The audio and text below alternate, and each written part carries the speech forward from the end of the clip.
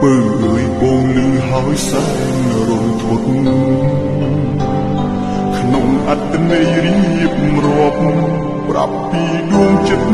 ពិតអូមិត្តអើយបងរន្ធត់ចិត្តក្រៃស្រណោះគ្រាដំបូងគ្រាសាងស្នេហ៍នឹងអូមានស្នួនអូនមិនដែលបន់ភក្តីទុយស្រឡះពីបងតែលួចមានអ្នកថ្មីចរណៃអើយបងសែនស្អប់ខ្លួនអា